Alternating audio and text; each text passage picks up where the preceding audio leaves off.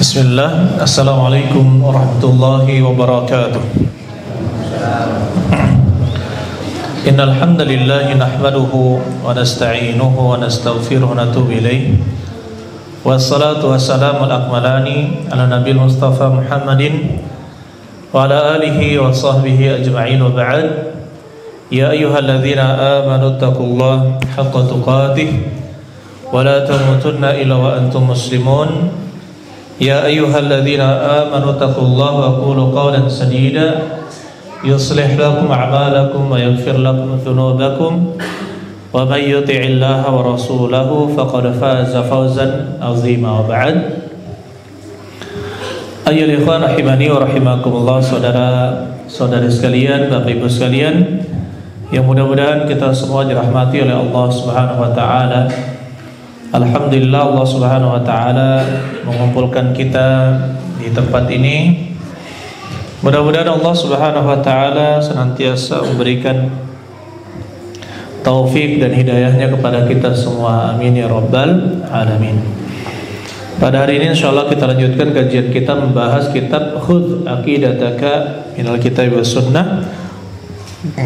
Ambillah akidahmu dari Al-Qur'an dan As-Sunnah. Dan kita memasuki soal nomor berapa? Nomor 11 apa 10? 11 ya? 10 sudah? Sudah. Soal nomor 10 sudah selesai, yaitu Ainallah, di mana Allah, maka dijawab Allah fauqal arsy 'alas sama'.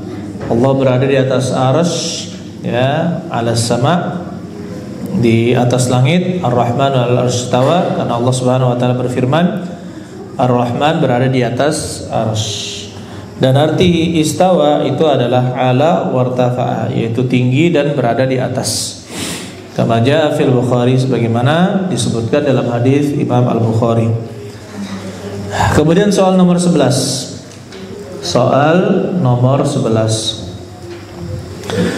Hal Allahu ma'ana, apakah Allah bersama kita? Ya, maka dijawab Allahu ma'ana bisam'ihi wa ru'yatihi wa ilmihi. Allah bersama kita pada pendengaran, penglihatan dan ilmunya. Ya, Allah Subhanahu wa taala bersama kita pada pendengaran, penglihatan dan juga ilmu Allah Subhanahu wa taala. Allah Subhanahu wa taala katakan, qala la takhafa innani ma'akuma asma'u wa ara. Dia berkata, la takhafa, janganlah kalian takut, janganlah kalian berdua takut. Innani ma'akuma, sesungguhnya saya bersama kalian berdua. Asma'u wa ara, saya mendengar dan saya melihat. Begitu pula ketika Rasulullah sallallahu alaihi wasallam mendapatkan para sahabat berzikir dengan mengangkat suara, apa kata Rasulullah sallallahu alaihi wasallam? Innakum tad'una sami'an qariba wa huwa ma'akum. Sesungguhnya kalian itu berdoa kepada yang maha mendengar lagi maha dekat. Wa huwa ma'akum, dan dia itu bersama kalian. Maksudnya adalah dengan ilmunya. Baik. Nah, di sini ya ikhwan, ini menjadi pelajaran untuk kita, karena sebagian orang ada yang mengatakan bahwa Allah ada di mana? Di mana-mana. Ya, maka kita katakan ini salah. Allah Subhanahu wa taala berada di atas arsy. Bagaimana Allah berada di atas arsy? Kita katakan Allahu a'lam. Kita tidak tahu bagaimana caranya. Yang jelas kita disuruh mengimani bahwasanya Ar-Rahman berada di atas arsy. Kita wajib mengimaninya. Berarti Allah terpisah dengan makhluk. Allah terpisah dengan makhluknya. Oke, di sini ketika ada yang mengatakan Allah berada di mana-mana, ya, maka di sini telah terjatuh ke dalam kesalahan yang sangat fatal, karena Allah sendiri tidak menyatakan hal seperti itu. Adapun firman Allah, wa huwa ma'akum aynama kuntum, dan Dia bersama kalian dimanapun kalian berada. Apakah bersama itu mengharuskan adanya sentuhan atau bergabung, lengket? Coba kita saja, misalkan saya bersama bapak-bapak di masjid, benar nggak penggunaan kata itu? Benar, tidak mengharuskan adanya persentuhan, ya kan? Kemudian juga kata bersama, atau dalam bahasa Arabnya disebut ma'iyah. Ma'iyah itu tidak mengharuskan, harus apa? Tidak mengharuskan bergabung. Contohnya kita berjalan, ya, kita berjalan naik motor bersama anak kecil misalkan. Kemudian di atas kepala kita ada bulan. Maka biasa anak kecil itu mengucapkan abi atau umi gitu ya. Bulannya ikutin kita, ya enggak? Sering enggak? Pernah enggak mendengar bulannya ikut juga, ikut jalan katanya. Nah di sini kita boleh tidak kita katakan bulan bersama kita? Kita pergi ke sana, bulan bersama kita. Boleh apa tidak? Boleh. Ya, kalau bulan bersama kita secara bahasa itu boleh. Jadi tidak mengharuskan adanya saling berdekat, saling berdekatan, apalagi bergabung. Penggunaan kata bersama tidak mengharuskan itu.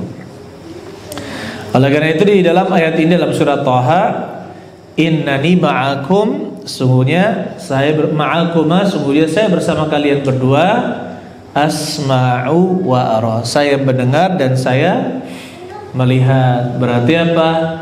Pengawasan Allah, ilmu Allah, pendengaran Allah, penglihatan Allah itu selalu mengawasi kita, selalu bersama kita. Dan tidak ada yang luput satupun dari apa yang Allah Subhanahu wa ta'ala awasi. Jadi semuanya dalam pengawasan Allah Subhanahu wa ta'ala. Kemudian ayolah ikhwan, manusia itu ketika ditanya aina Allah, maka jawabannya itu ada 3 atau ada 4. Yang pertama, dia menjawab Allah berada di atas arsy, yaitu yang sama dengan dikabarkan di dalam Al-Quran, Ar-Rahmanu 'alal arsy istawa. Ar-Rahman berada di atas arsy. Sudah? Yang kedua, ada orang yang mengatakan bahwa Allah berada di mana-mana. Ya, Allah berada di mana-mana. Tidak ada kita dapatkan lafaz ya, dari Nabi Shallallahu Alaihi Wasallam, dari Allah dan dari Nabi, bahwasanya Allahu fi kulli makan atau Allah fi ayyi makan, Allah di mana-mana. Tidak akan kita dapatkan lafaz seperti itu. Tidak akan kita dapatkan lafaz seperti itu. Tidak akan kita dapatkan. Yang kita dapatkan wa huwa ma'akum aynama kuntum, dan dia bersama kalian dimanapun kalian berada. Apakah mengharuskan bergabung atau berdempetan? Jawabannya tidak. Bersama itu bisa dengan arti yang lain. Contohnya, saya bersama anak saya. Saya lebih dekat dengan anak saya daripada Pak Muji. Kata-kata itu benar apa tidak? Bisa dibenarkan apa tidak? Bisa dibenarkan. Sama misalkan Pak Muji mengatakan saya lebih dekat dengan Habib daripada dengan Bapak sekalian. Kata-kata seperti itu bagaimana, bisa dibenarkan apa tidak? Bisa. Karena kedekatan tidak mengharuskan bergabung atau bercampur aduk. Maka arti kebersamaan di situ ayyuhal ikhwan lebih luas. Arti kebersamaan itu lebih luas, sebagaimana boleh di dalam bahasa Arab, dalam bahasa Indonesia kita mengatakan bulan bersama kita, ya, bulan bersama kita. Padahal dia dekat apa jauh? Jauh. Bulan itu sangat jauh, tapi boleh kita katakan ketika kita berjalan, bulan berjalan bersama kita, ya, itu namanya kebersamaan. Tidak mengharuskan adanya persentuhan atau percampuran. Jadi Allah Subhanahu wa taala di mana-mana, maksudnya adalah Allah pengawasannya, baik pendengaran, penglihatan, dan juga ilmu Allah itu mengetahui segala sesuatu. Tidak ada yang luput dari pengetahuan Allah Subhanahu wa taala. Maka kita katakan, kalau kita mau bermaksiat, bermaksiatlah di tempat yang tidak dilihat oleh Allah Subhanahu wa taala. Ada? Tidak ada. Kalau mau bermaksiat, jangan pakai kenikmatan yang Allah berikan kepada kita. Ada? Tidak ada. Ya, harta misalkan, kenikmatan bukan kenikmatan. Kita misalkan mau makan barang yang haram, makanan yang haram, mulut kita, lidah kita, gigi kita, itu semuanya adalah kenikmatan. Jadi tidak ada yang bisa kita lakukan kecuali kembali dan kembali kepada Allah Subhanahu wa ta'ala. Jadi kalau ditanya nomor 11, hal Allahu ma'ana, apakah Allah bersama kita? Jawabannya apa? Allah ma'ana, Allah bersama kita bisam'ihi wa ru'yatihi wa ilmihi, dalam pendengaran, penglihatan, dan ilmu Allah Subhanahu wa ta'ala. Dan akidah yang mengatakan bahwa Allah di mana-mana, itu adalah akidah yang sangat berbahaya. Akhirnya apa akibatnya? Dia akan menganggap dirinya adalah Allah Subhanahu wa ta'ala. Ya apa tidak?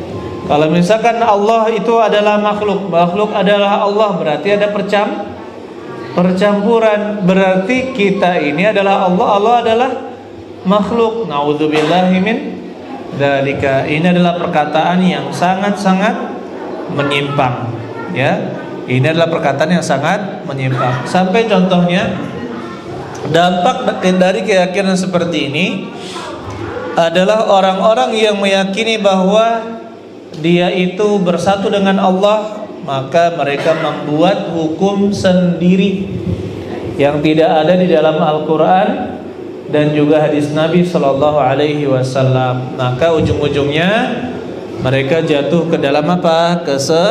Kesesatan. Nauzubillahi min dzalika.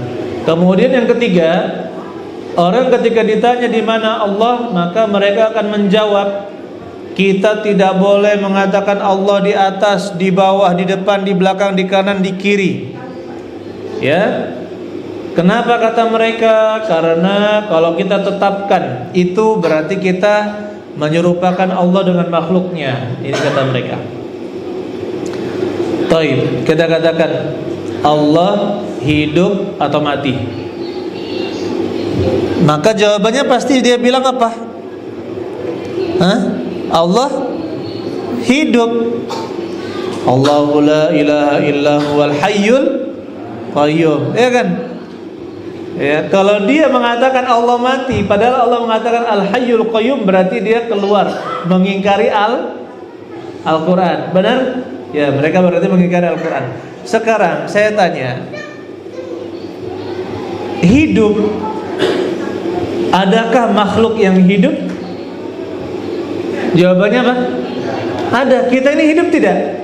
Kita apakah mengharuskan kehidupan kita sama dengan kehidupan Allah Subhanahu wa taala? Jawabannya tidak. Jadi sama-sama hidup, hakikatnya itu berbeda. Allah itu maha hidup, tidak membutuhkan tidur dan tidak mengantuk, selalu mengurusi urusan makhluknya dan tidak lemah sedikit pun. Ya, kesempurnaan kehidupan ada pada Allah Subhanahu wa taala. Bahkan dengan hidup Allah menghidupkan yang lain dan juga mematikan. Kesempurnaan. Sama-sama hidup tidak mengharuskan kesamaan hakikat. Jadi kita katakan Allah hidup, makhluk juga hidup, manusia juga hidup, tetapi kehidupan manusia berbeda dengan kehidupan Allah berbeda dengan kehidupan manusia. Jadi kalau kita tetapkan Allah berada di atas arsy, itu tidak mengharuskan penyerupaan dengan makhluk. Kenapa? Kita hanya menetapkan. Adapun hakikatnya bagaimana cara Allah berada di atas arsy, kemudian bagaimana Allah turun ke langit dunia di sepertiga malam terakhir, itu semua jangan dipikirkan dengan akal kita. Ya, kita yakini Allah turun di sepertiga malam terakhir, kita yakini Allah berada di atas arsy. Jangan serupakan Allah dengan makhluk, maka nggak akan masuk di akal kita. Kenapa? Karena cara Allah berada di atas arsy dan bagaimana Allah turun ke langit dunia itu sesuai kehendak Allah Subhanahu wa taala. Kewajiban kita hanya mengimani dalil yang datang dari Al-Qur'an maupun hadis Nabi Shallallahu Alaihi Wasallam. Kemudian yang ketiga, yang keempat, ketika orang ditanya di mana Allah, nggak tahu. Ini parah ini. Di mana Allah tidak tahu. Ini parah ini. Ya, padahal sangat jelas fitrah manusia. Sebodoh-bodoh anak yang belum belajar, ketika dia ditanya di mana Allah, ya, maka dia akan menjawab Allah berada di atas, ya. Allah berada di atas. Kelas berapa ada yang baju hijau? Kelas 4. Masya Allah. Ini yang baju ini siapa nih? Ada yang baju merah garis-garis siapa nih? Siapa jenenge? Siapa namanya, Dek? Abdul apa? Abdul Razak. Allah di mana Abdul Razak? Di mana? Di mana Allah? Kalau berdoa kemana? Kalau berdoa ke atas, ya kan? Kalau kita berdoa mintanya kemana? Ke atas. Seluruh hati manusia akan mengarah ke atas. Ya, seluruh hati manusia akan mengarah ke atas. Oleh karena itu, ya ikhwan rahimani wa rahimakumullah, itu sudah fitrah yang ditanamkan Allah kepada makhluknya. Kemudian yang soal nomor 12, ma hiya faidatut tauhid? Apa faidah dari belajar ilmu tauhid? Apa faidahnya? Jawabannya faidatut tauhid, ya, hiyal amnu fil akhirati minal adzabi wal hidayati fid dunya wa takfiriz dzunub. Faedah tauhid itu apa? Yaitu mendapatkan keamanan di akhirat dari azab, ya, dan juga mendapatkan hidayah, petunjuk di dunia. Juga yang ketiga wa takfirudz dzunub, dan juga menghapuskan dosa-dosa. Allah Subhanahu wa taala katakan dalam surat Al-An'am, alladzina amanu wa lam yalbisu imanahum bidzulmin ulaika lahumul amnu wa hum muhtadun. Orang-orang yang beriman dan mereka tidak mencampur adukan keimanan mereka dengan kezaliman, ulaika lahumul amnu, mereka itulah yang mendapatkan keamanan, wa hum muhtadun, dan mereka itulah yang mendapatkan petunjuk. ya, mendapatkan keamanan dan mendapatkan hidayah. Aman di akhirat dari azab dan mendapatkan hidayah ketika di dunia. Nah, di sini apa arti dengan kezaliman? Walam yalbisu imanahum bizulmin, dan mereka tidak mencampur adukkan keimanan mereka dengan kezaliman. Maka sepakat para ulama, bizulmin di dalam ayat itu artinya adalah bisyirkin, dengan kesyirikan. Tidak mencampur adukkan keimanan mereka dengan kesyirikan. Oleh karena itu kata Nabi sallallahu alaihi wasallam, haqqul ibadi 'ala Allahi alla yu'adziba man la yusyriku bihi syai'a. Dan hak Allah, yang hak hamba-hamba yang akan dipenuhi oleh Allah adalah tidak mengazab orang yang tidak berbuat syirik kepadanya sedikit pun. Jadi orang yang bertauhid dengan sempurna, jaminannya adalah tidak diazab oleh Allah Subhanahu wa ta'ala. Ya, ini untuk jaminan orang yang bertauhid. Dan yang namanya bertauhid itu ada pada dua: tauhid dalam ibadah, menyerahkan seluruh ibadah hanya kepada Allah, dan yang kedua adalah minta tolong hanya kepada Allah Subhanahu wa ta'ala. Ini terkadang manusia bilang dia sudah bertauhid, tetapi ternyata masih minta tolong dan bergantung hatinya kepada makhluk. Ya, bagaimana mungkin dikatakan sempurna tauhidnya kalau dia masih bergantung kepada makhluk, ya.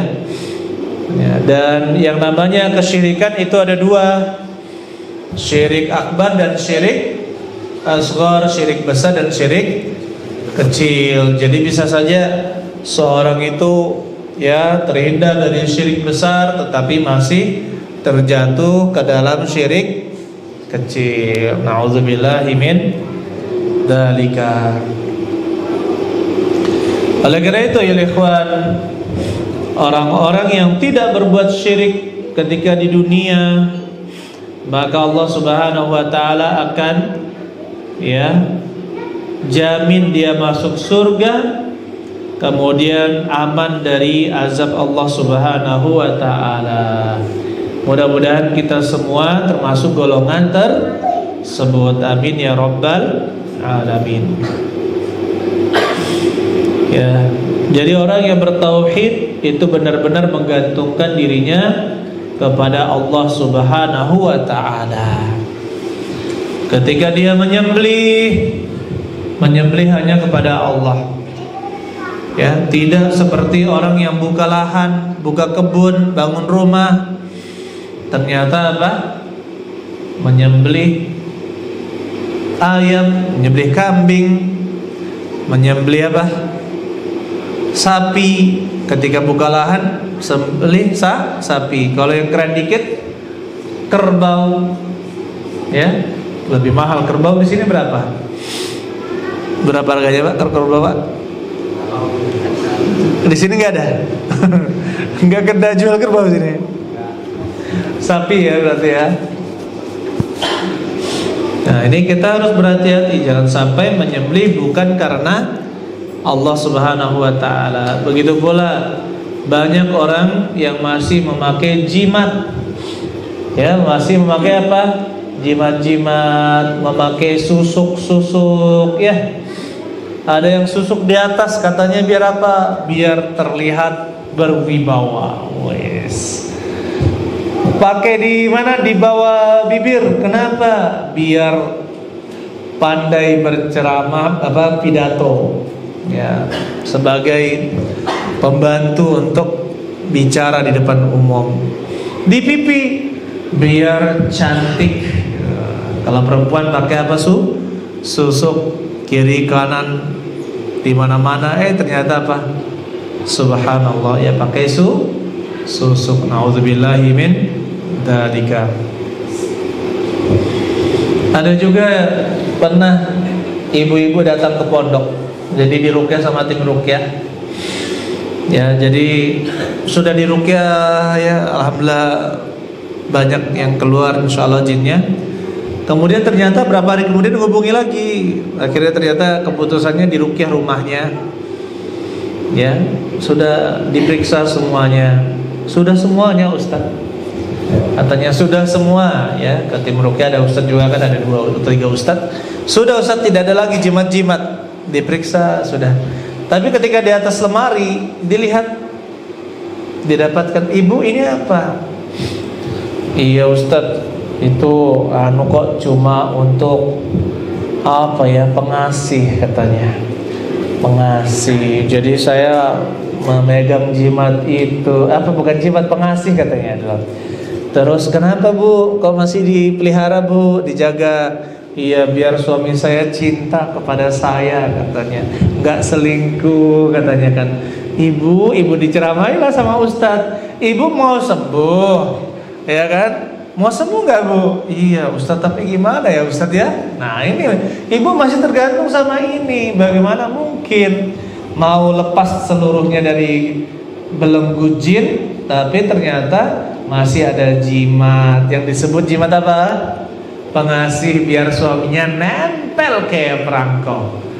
Nah, tahu perangko? Nggak tahu kali anak-anak zaman sekarang ya? Tahu perangko nggak? Nggak tahu ya perangko ya? Beda zamannya maksudnya ya? Nempel kayak apa jadi sekarang kalau istilahnya? Nempel kayak apa?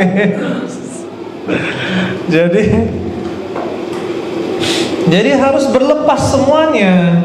Ya alhamdulillah setelah itu bifadlillahi ta'ala lepas jinnya, alhamdulillah. Kenapa? Karena ternyata ibu itu masih menggantungkan pada makhluk jimat, makanya masih bisa dikuasai oleh jin. Ya jangan mau kita dibodohi oleh jin-jin tersebut. Ya jangan mau, kita lepaskan semua. Susuk, jimat, apa semuanya itu dilepaskan. Biasa tahu susuk apa Dek? Susuk itu kalau ada orang datang ke dukun, biasanya ada berupa jarum, entah jarum perak, jarum emas, ada juga intan, batu-batu kan kecil. Diginikan sama dukun, masuk ke dalam kepalanya, wajahnya, katanya, masuk ke sini. Jadi kalau di ronsen di rumah sakit ya kelihatan ada. Ya, saya dulu pernah diminta meruqyah, ada di sini di kepalanya satu, di mana di atas matanya, pelipisnya itu ada susuk. Ya pas saya ruqyah tidak terjadi apa-apa. Saya bilang ya minimal operasi ringan sajalah. Saya bilang kalau antum punya uang, operasi ringan untuk menghilangkan susuk tersebut. Jadi tidak boleh kita bergantung kepada makhluk. Apalagi kalau di desa, nggak tahu ya kalau di desa ini ya. Kalau di dusun-dusun biasanya kalau mau masuk ke dalam hutan atau kebun jauh, mbah, puyang, nenek, permisi ya kan? Penunggu atau bagaimana lah, mbah, nenek, biasa nenek gitu, nek, permisi, biar tidak diganggu. Nah ini malah diganggu itu, iya kan? Jangan kayak gitu. Kita takutnya hanya kepada siapa? Allah. Minta perlindungan, baca ayat kursi, 3 qul, la haula wala quwata illa billah. Itu minta tolong kepada Allah Subhanahu wa taala. Bahkan kalau kita yakin mengucapkan bismillah saja, ya, itu maka jin akan melemah, ya, jin akan melemah dan tidak bisa mengganggu manusia. Oleh karena itu ya ikhwan, jangan gantungkan diri kita kepada makhluk, kepada jimat-jimat, kepada apalagi biasanya itu ada istilah pegangan. Tahu pegangan Dek? Pegangan tahu? Pegangan itu bukan pegangan tangan, bukan. Pegangan itu istilah punya jin yang menjadi pendamping. Dengan cara apa? Dengan cara memakai jimat atau belajar ilmu tenaga dalam. Jadi punya ritual-ritual atau jurus atau ajaran ya. Akhirnya dia melakukan sesuatu sehingga jin terikat di tubuhnya, tidak bisa keluar. Ini pegangan. Ya, banyak caranya ya ikhwan, tapi kita katakan ya lepaskanlah semua itu dan bergantunglah hanya kepada Allah Subhanahu wa taala. Taib. Jam berapa azan? Berapa? 17.35 ya. Oke. Lanjut, soal ke-13. Syurut qabul al-amal. Syarat diterimanya amalan. Apa saja? Di sini kita bacakan. Ma hiya syurut qabul al-amal? Apa itu syarat-syarat diterimanya amalan? Jawabannya, syurut qabul al-amal indallahi thalathah. Syarat diterimanya amalan di sisi Allah ada 3. Yang pertama, al-imanu billahi wa tauhiduhu. Beriman kepada Allah dan mentauhidkannya, yaitu menyembah hanya kepada Allah. Qala Allah Ta'ala, berkata Allah Ta'ala, innal ladzina amanu wa 'amilus salihati kanat lahum jannatul firdausi nuzula. Dalam surat Al-Kahfi, sesungguhnya orang-orang yang beriman dan mereka beramal saleh, kanat lahum jannatul firdausi nuzula, maka surga-surga Firdaus itu akan menjadi tempat tinggal mereka. Untuk siapa? Orang yang beriman dan beramal saleh. Jadi kalau tidak beriman, maka tidak akan diterima amalannya. Ini syarat yang pertama. Yang kedua adalah al-ikhlas. Ikhlas wa huwal amalu lillahi min ghairi riya'in wala sum'ah. Dia beramal hanya untuk Allah, min ghairi riya'in wala sum'ah, tidak riya dan tidak sum'ah. Qala ta'ala, berkata Allah Ta'ala, fa'budullaha mukhlishina lahuddin, dan sembahlah oleh kalian Allah mukhlishina lahuddin, dengan mengikhlaskan agama untuknya atau kepadanya. Kemudian yang ketiga adalah al-muwafaqatu lima ja'a bihi Rasulullah sallallahu alaihi wasallam. Ya, sepakat atau cocok, sesuai dengan apa yang Rasulullah sallallahu alaihi wasallam datang membawanya atau dengannya. Allah katakan dalam surat Al-Hasyr, "Wa ma ataakumur rasulu fakhudhuhu wa ma nahakum anhu fantahu." Apa-apa yang Rasul berikan kepada kalian maka ambillah, dan apa-apa yang beliau larang maka berhentilah. Begitu pula kata Nabi sallallahu alaihi wasallam, "Man 'amila 'amalan laisa 'alaihi amruna fahuwa radd." Barang siapa beramal dengan suatu amalan laisa 'alaihi amruna, tidak ada perintahnya dari kami, maka dia tertolak. Jadi ada 3 syarat diterima amal. Yang pertama harus beriman dulu. Bukan orang kafir. Orang kafir meskipun dia sholat, meskipun dia puasa, berhaji, berzakat, tidak akan diterima oleh Allah Subhanahu wa ta'ala. Tidak akan diterima sampai apa? Dia masuk ke dalam agama Islam. Ya, sampai masuk ke dalam agama Islam. Jadi kalau belum Islam tidak akan diterima amal ibadahnya. Contohnya di bulan puasa ya. Biasa setiap bulan puasa ada saja kita dengar orang kafir ikutan puasa, ya enggak? Bahkan ada yang ikutan berbuka, ada enggak? Ada kan? Ikut-ikutan dia. Wah, enak juga ya ternyata berbuka. Tapi katanya, waduh, lapar, haus katanya, tapi pas berbuka enak banget ya, gitu kan. Tidak akan diterima amal ibadah orang kafir, tidak akan diterima oleh Allah Subhanahu wa ta'ala. Jadi syaratnya dia harus beriman terlebih dahulu. Begitu pula kata Nabi sallallahu alaihi wasallam, "Qul amantu billahi tsumma istaqim." Katakanlah saya beriman kepada Allah kemudian beristiqomahlah. Baik. Jadi orang yang tidak beriman maka tidak akan diterima amalannya. Jadi kalau ada orang mau diterima amalannya, ya, suruh dulu dia masuk ke dalam agama Islam. Jadi terkadang ada saja orang mengatakan yang penting baik, yang penting tidak menyakiti orang lain. Ya kan, ada yang seperti itu.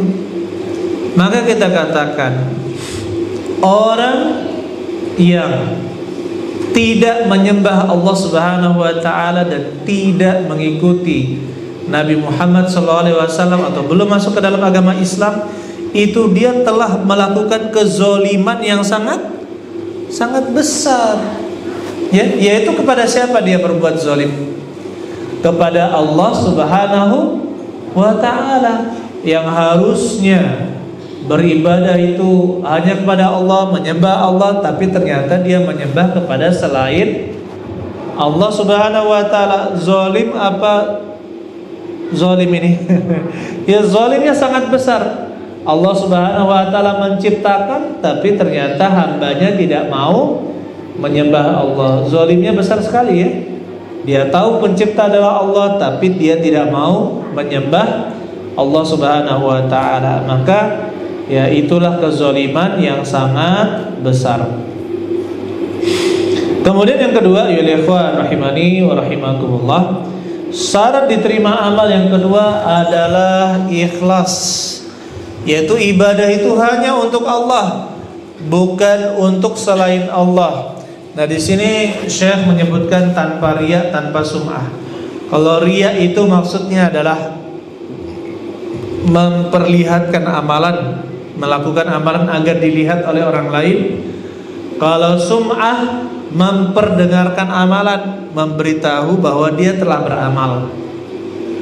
Kalau riya berarti langsung ya. Kalau riya itu dia sengaja sholat, rajin, khusyuk, itu namanya riya, ingin dilihat oleh orang lain. Kalau sum'ah, misalkan dia sholat malam, dia bersedekah di waktu malam, tapi dia perdengarkan, oh tadi malam saya nyumbang loh, tadi malam saya sholat loh, padahal orang tidak mengetahuinya. Dia ceritakan agar apa? Agar ya dia diketahui telah beramal soleh.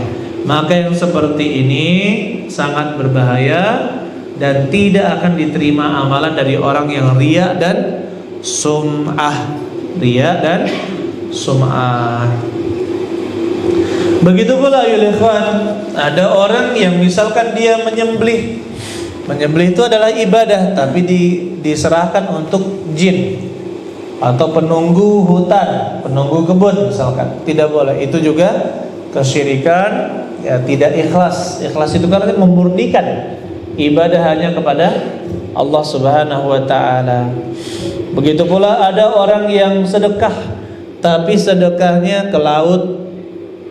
Sedekahnya ke laut dengan menghanyutkan sesajen, ada makanan, ada minuman, ada nasi tumpeng, ada apa lagi? Ada yang bakar, ada buah-buahan. Waduh, boleh nggak kalau misalkan ada yang sesajen ke pohon, orangnya pergi, kita makan sesajennya, boleh nggak? Boleh nggak? Nggak boleh. Itu sudah dipersembahkan untuk setan, jangan kita makan. Nggak boleh, itu sudah bukan untuk kita, itu tidak diperbolehkan. Masalahnya gini, coba misalkan ada orang sesajen ke pohon besar ya, biasanya kan pohon besar ya, kadang di Jawa itu ada pohon gede, nah itu di bawahnya banyak sesajen. Coba panjenengan misalkan sudah semalam mati lampu, ambil dimakanin gitu kan, ambil piring, ambil wadah, tepak gitu ya. Besoknya dilihat oleh orang yang sesajen. Wis, alhamdulillah, sesajen kita sudah diterima, ya enggak? Orang-orang itu akan mengatakan sesajennya diterima. Astagfirullah. Padahal yang makan panjenengan. Aduh, ya makanya itu bahaya kalau sampai kita makan. Jangan ya, jangan. Sampai pun misalkan hewan, kadang ada yang menghanyutkan kambing atau sapi, itu pernah ditanyakan kepada ulama, bagaimana hukumnya? Katakan dibiarkan saja ya, dan jangan disembelih, biarkan saja ya, biarkan saja, dilepas seperti itu saja, jangan disembelih. Kenapa? Karena itu sudah dipersembahkan untuk selain Allah Subhanahu wa taala. Kecuali sudah dilepas di hutan, ternyata ada orang yang nggak tahu apa-apa, ya kan? Dia makan itu nggak apa-apa, karena dia tidak tahu. Yang ketiga adalah cocok sesuai dengan ajarannya Nabi Muhammad SAW. Jadi kita tidak boleh mengada-ngadakan hal baru dalam agama. Contohnya sholat. Semakin banyak ibadah itu menurut kita akan semakin baik, ya enggak? Menurut kita. Coba sholat 5 waktu kita jadikan 7 waktu. Nah ini kan habis sholat isya nanti jam 10, coba ada 1 waktu lagi, ya kan? Kemudian antara subuh dengan zuhur, coba di jam 9 itu ada 1 waktu lagi. Pas genap jadi 7 waktu. 7 waktu. Bagus apa buruk? Buruk. Kenapa? Karena tidak sesuai dengan petunjuknya Nabi Muhammad SAW. Ya, contohnya itu masalah sholat, menambah jumlah rakaat sholat tidak bagus. Ada orang ya, dia melakukan mengkebiri katanya. Ada pemuda ingin fokus beribadah, akhirnya dia ikat atau dia potong salurannya, yaitu dikebiri. Tujuannya adalah mengurangi syahwatnya. Dia lakukan itu untuk apa? Untuk fokus beribadah dan tidak memikirkan wanita. Niatnya bagus, tapi kata Nabi SAW, Nabi SAW, fa inni wa atazawwajun nisa, dan saya menikahi wanita-wanita. Berarti sebaik-baik petunjuk adalah siapa? Petunjuknya Nabi Muhammad SAW, bukan dengan mengkebiri atau tidak menikah. Jadi kalau mau beribadah ikuti petunjuknya siapa? Rasulullah SAW. Contoh lagi, sholat tarawih. Sholat tarawih biar rame, azan, ya kan? Habis sholat isya, azan, Allahu Akbar, Allahu Akbar, sebelum sholat tarawih. Kira-kira bagus nggak? Kalau menurut kita biar banyak yang ikut, ya kan, diumumkan, diajak sholat tarawih, mungkin bagus-bagus saja. Tetapi karena tidak sesuai dengan syariatnya Nabi Muhammad SAW, maka dia akan tertolak. Man 'amila 'amalan laisa 'alaihi amruna fahuwa rad. Barang siapa beramal yang tidak ada perintahnya dari kami, maka dia tertolak. Contohnya apa lagi ya? Ya, beribadah. Misalkan dia mau berhaji, tapi berhajinya ke Iran. Di Iran itu dibangun Ka'bah baru, dibangun tempat tawaf baru di Iran. Ya, dia berhajinya bukan ke Ka'bah, ke Saudi, ke Mekah bukan, tapi ke Iran. Sah tidak hajinya, umrohnya? Tidak. Kenapa? Karena kita diajarkan berhaji dan berumrah itu apa? Di Mekah, bukan di Karbala, Iran, bukan. Ya kan? Maka kalau beribadah harus sesuai dengan petunjuknya Nabi Muhammad SAW. Puasa itu kan pengertiannya adalah menahan dari makan dan minum dan segala pembatal puasa dari terbit fajar shadiq, yaitu masuk waktu subuh, sampai terbenam matahari, yaitu datangnya waktu maghrib, dengan niat beribadah hanya kepada Allah. Itu kan puasa, pengertian puasa. Nah sekarang ada orang puasa seminggu tidak makan kecuali yang putih-putih, air putih, nasi putih, telur putih, ya. Apalagi yang putih ya? Usus ya. Apalagi? Tepung, ya, tepung putih boleh. Kalau usus putih boleh nggak? Usus putih boleh. Kalau usus. Jadi pokoknya yang putih-putih. Sekarang ada tidak ajaran dari Nabi Sallallahu Alaihi Wasallam? Tidak ada, berarti itu ajaran baru, tidak disyariatkan. Ya, oleh karena itu ya ikhwan, hati-hati dengan permasalahan seperti itu. Jadi selalu tanyakan dalilnya, mana dalilnya. Hidup kita ini harus ilmiah, yaitu apa? Dan tidak tercela. Kalau kita bertanya kepada ahli ilmu, apakah ada dalilnya? Apa dalilnya? Ahli sunnah wal jamaah, ustadz-ustadz tidak akan tersinggung, bahkan berbangga memiliki murid yang kritis dan ingin mengetahui dalil. Berarti apa? Kecintaannya kepada Allah dan Rasulnya lebih tinggi daripada kecintaan kepada gurunya atau makhluk. Ya, kenapa? Yang didahulukan adalah Allah Subhanahu wa taala, kemudian siapa? Rasulullah sallallahu alaihi wasallam. Allah alam. Kita azan, kemudian kita buka pertanyaan, kemudian kita sholat isya. Silakan. Alhamdulillah, salatu wassalamu ala Rasulillah ba'd. Silakan, ada pertanyaan kita buka. Insyaallah. Monggo. Ya Mas. Ya. Waalaikumsalam warahmatullahi wabarakatuh. Bertanya ya, ya. Ini mengenai takdir buruk yang menimpa kita. Kadang-kadang sebelum terjadi takdir buruk itu, perasaan atau hati kita itu sudah merasakan sesuatu seperti itu. Bagaimana ketika kita menyikapi, wah kalau aku misalnya tidak kesini, aku bakal tidak akan terjadi takdir buruk yang menimpa tadi.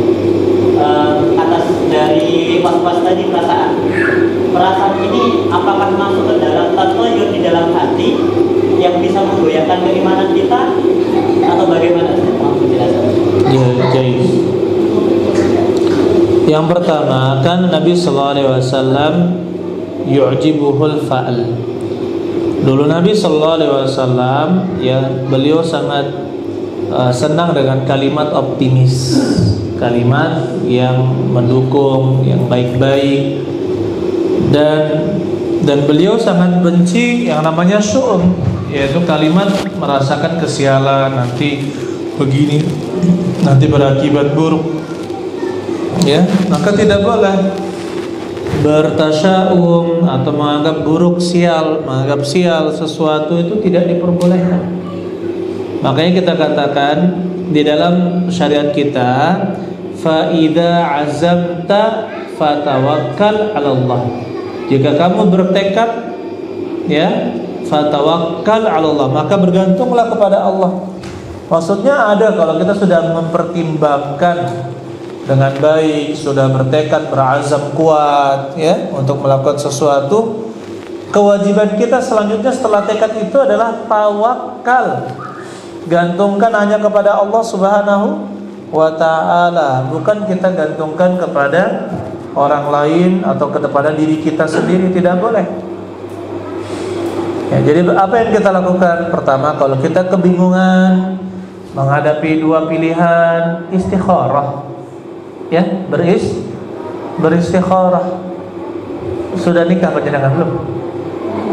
Bentar ya. Belum.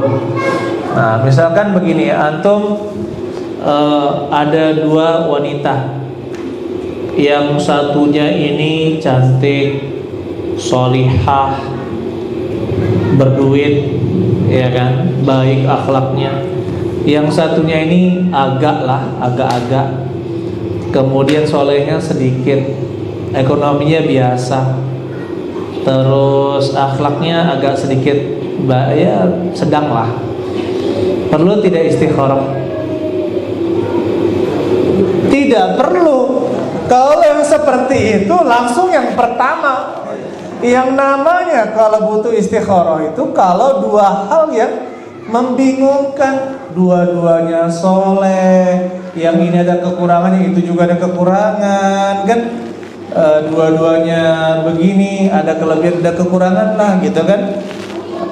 Akhirnya bingung, ya sudah istikharah. Istikharah, mana dicondongkan setelah sholat istikharah, mana dicondongkan oleh Allah pilihan yang seperti itu. Nah, kalau misalkan kita sudah sekali istikharah, kemudian kita tidur, ternyata sudah dicondongkan, oh ternyata setelah subuh misalkannya, ya saya berat ke si fulanah, ya kepada si fulanah, sudah bismillah, fa idza azamta fatawakkal 'ala Allah. Jika kamu bertekad, bismillah, mulai gantungkan semuanya kepada Allah Subhanahu wa ta'ala. Kan seperti itu, ya. Kemudian juga hal-hal yang seperti dikatakan tadi, ya takut nanti ada takdir buruk dan sebagainya, tidak boleh kita meyakini hal tersebut, apalagi mengkaitkan dengan hal-hal yang tidak ada dalilnya. Contohnya hari ini dia melihat burung gagak, waduh sial ini. Melihat burung hantu, subuh-subuh dengar burung hantu, waduh burung hantu, sial nih hari ini, ya kan? Akhirnya dia tidak jadi berangkat gara-gara ada ciri-ciri seperti itu. Maka kita katakan jangan, lawan yang tersebut dan bertawakal kepada Allah Subhanahu wa ta'ala. Seperti itu ya, insya Allah. Ada lagi, silakan. Monggo, ya Pak. Ya. Assalamualaikum warahmatullahi wabarakatuh. Apabila kita ini sakit, orang muslim Sakit. berobat ke non-muslim, Ya. hukumnya gimana tak? Baik. Pertanyaan saya, apakah orang yang mempunyai hutang riba itu boleh menjadi imam sholat? Oh, ini berat yang kedua ini ya. Iya. Yang pertama, untuk orang yang sakit boleh ya, hukumnya boleh dia berobat kepada dokter yang non muslim, ya boleh dia berobat ke dokter non muslim, ya.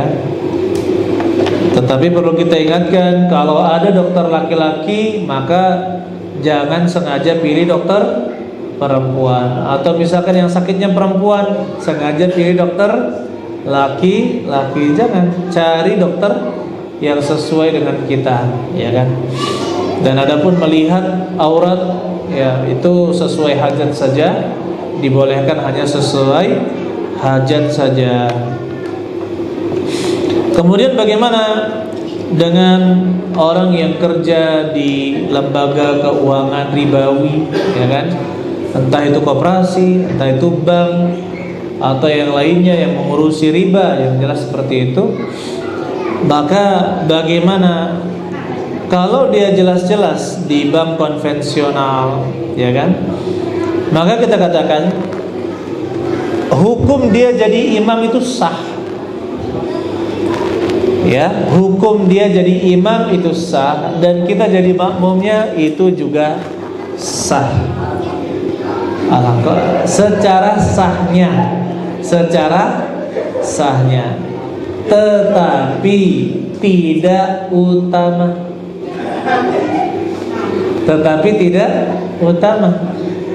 Ya, seharusnya orang yang seperti itu bukan dijadikan imam, tetapi harusnya dia hanya suruh bertobat terlebih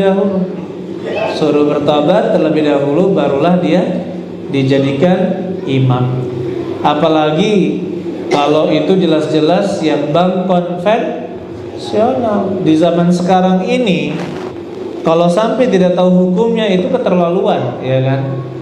Ya, yang memang menjadi permasalahan bagaimana kalau di bank syariat itu kan hati kan dikatakan bisa jadi syubhat, ya kan, ada syubhat. Tapi kalau jelas-jelas di bank konvensional sudah itu jelas-jelas riba, tidak pantas untuk dimajukan jadi imam.